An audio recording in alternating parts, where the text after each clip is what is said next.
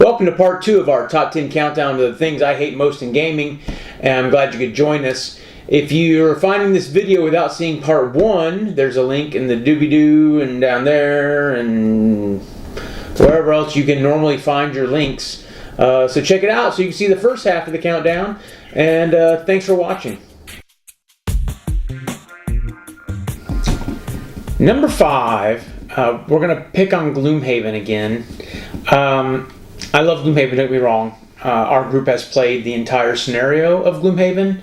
In fact, we were going back and starting over and making the choices we didn't make the first time just so we can play all the scenarios we didn't play. I've retired like 6 characters. Love Gloomhaven.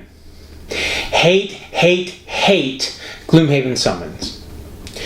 For those who don't know, there are certain characters in the game who can summon minions to help them in battle. There's one character who he has a bear. That summoning that bear is his character. It's pretty much his entire shtick.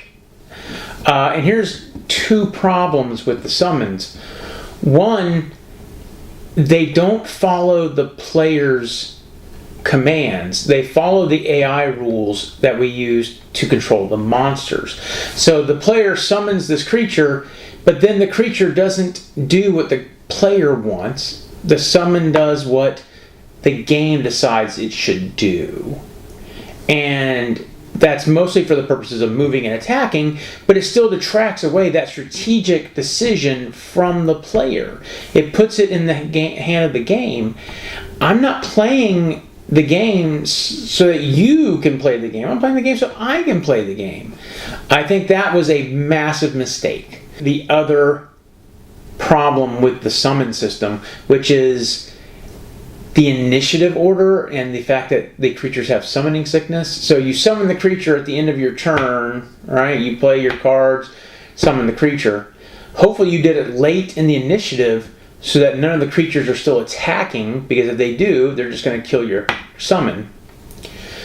The round ends, you start a new round. Hopefully your initiative card is lower than the random one that's going to flip up from the creatures, because the creatures go first, they're just going to kill your summons again. They have multiple chances to kill your summons before your summons have a chance to do anything. And then once your summons do get to do something, they may not do what you wanted them to do, and you've now wasted 2 turns. 1 turn summoning the creature, and 1 turn placing cards to make that creature do something, or use that creature in some way, and now you're out 2 turns for no reason. That seems real bad. Funny story, this is the 3rd time I've actually filmed this video, hence the different shirt. I'm also using a different microphone and a different camera than the last video. In fact, in this video, I've used 2 different microphones. And so I apologize if you get some weird sound issues, but I'm really trying to experiment with some different gear and try to come up with what works best. So please bear with us. Number 4 on our list, Fallout from Fantasy Flight Games. So I'm a big Fallout fan. I've played all the Fallout games. I love the Fallout games, the Fallout universe. I really wish they would come out with a Fallout RPG tabletop. I think that would be a lot of fun. But this is the best I could come up with. And unfortunately, it's not good. And the major reason it's not good is there's no reason for this game to be competitive. It really should have been a cooperative game from the start. As evidenced by the first expansion for the game, they put it in a cooperative mode. And unfortunately, that cooperative mode is not backwards compatible with this one. If you were going to do that, it should have been backwards compatible. Now you have a game expansion that improves the game, but it doesn't improve all of the game. Like, all these decisions are bad. Give me a proper game. Don't give me a half-developed game. If you need to spend another 3 months playtesting your game, do it. Don't give me a half-baked game and then charge me a ton of money just because you're using a favorite intellectual property. Don't take advantage of us. Alright, number 3 on our list is specific, pretty much only to Dragonfire. It's not a general rule of gaming of Like, don't do this with your game, don't do this with your design. Even though you should not fall into the trap that this one did. For those who don't know, Dragonfire game is from Catalyst Game Labs. It is based on the Dungeons and Dragons property, and it's, as such, you are a group of adventurers going through a dungeon and trying to slay the monsters and rescue the princess, yada yada yada. So here's the problem with Dragonfire. This game is based on Dungeons and Dragons, which inherently relies on character progression to keep players interested in the game. You start at level 1, you have a few abilities, but by level 3, you have a few more, and by the time you're level 18, you're casting Meteor Swarm on people. There's just, it's a progression that gives you more power as you go along. Now, part of Dragonfire kind of followed that structure. They broke the adventures down into scenarios, which are broken down into rounds, and there's a round 1, a round 2, a round 3. So there's an obvious progression, but where they screwed up was in their locations. So the location system in Dragonfire does not follow the progression of the rest of the game. All the locations can be used or encountered when you're level 1, during round 1, when you're just starting. At the very starting of the game, you can flip over any location.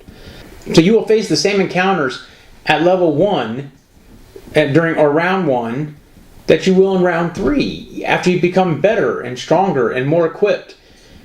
That doesn't make sense, because now you have to design all the encounters on the same playing level, because they have to be challenging in the beginning and they have to be challenging in the end. Well, that doesn't work. Because if it's meant to challenge a more powerful fighter or a more powerful player, it's just going to crush a weaker player.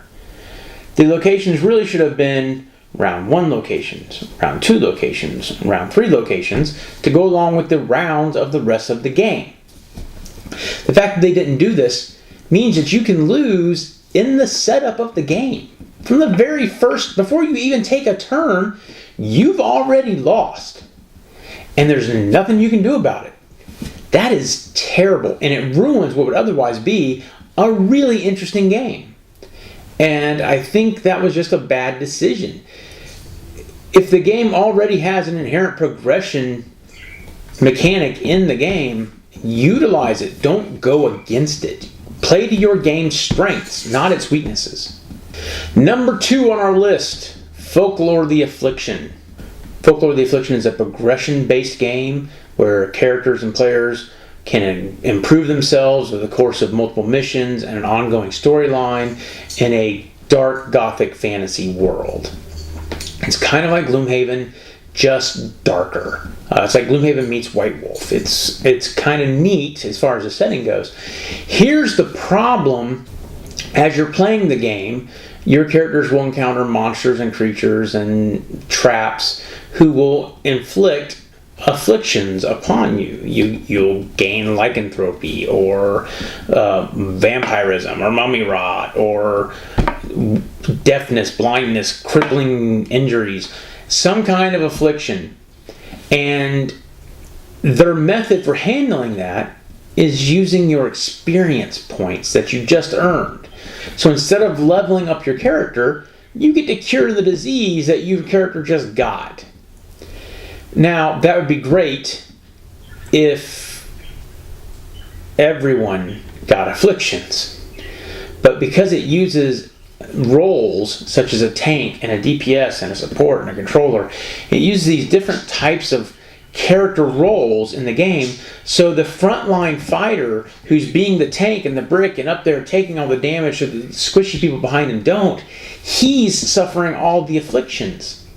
So when it comes time to level up, the wizard and the cleric and the rogue are all leveling up, and this guy and the tanks and the fighters are sitting there at level 1. And we did a quick math on this when we were playing the game for the first time, and it was not inconceivable for the tank to still be level 1 while the rest of his party was level 3 or 4.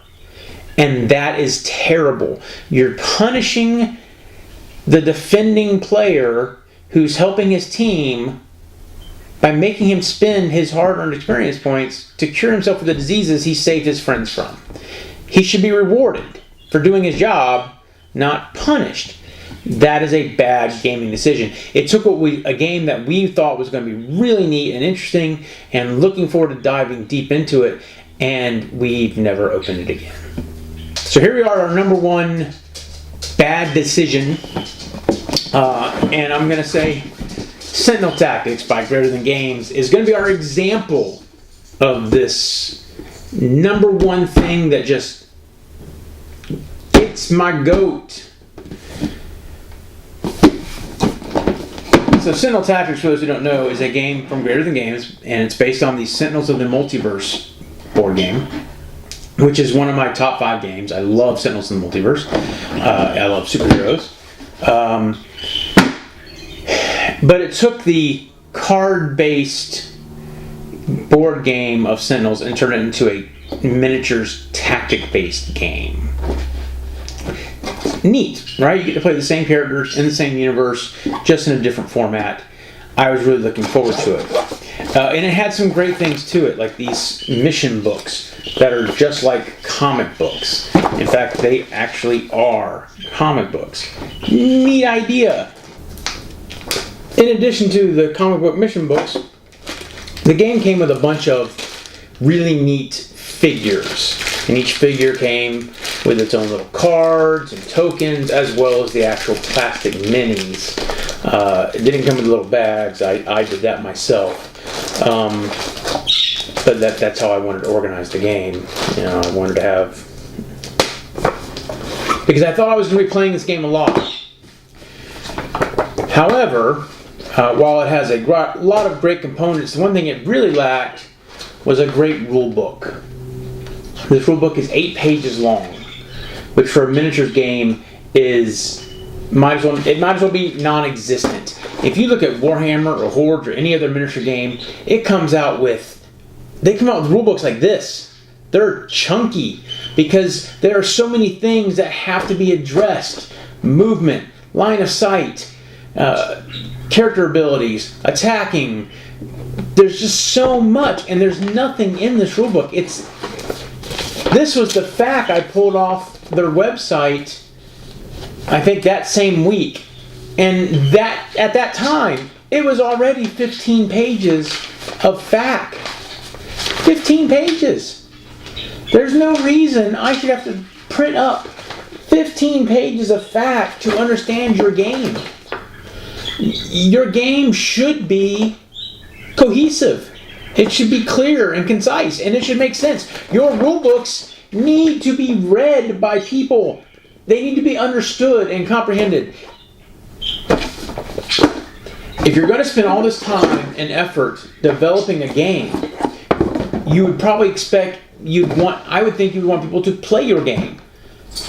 Then they need to know how to play your game. The number one mistake you can make is to make your rules unintelligible. Check your rules, make sure they're clear, concise, make sure there's no errors, punctuation, grammar, misprints. That way people can actually play your game. That's why we paid you for it. Alright, that's going to wrap up this video. But I would like to know what your pet peeves about board games or board gaming companies is. Leave a comment down below and let me know what that is. Maybe we'll expand on this and come up with another video. And if you liked what you saw, give us a like. And if you want to know when we're going to have more videos, hit the subscribe button and you'll be notified that we've got more stuff coming out.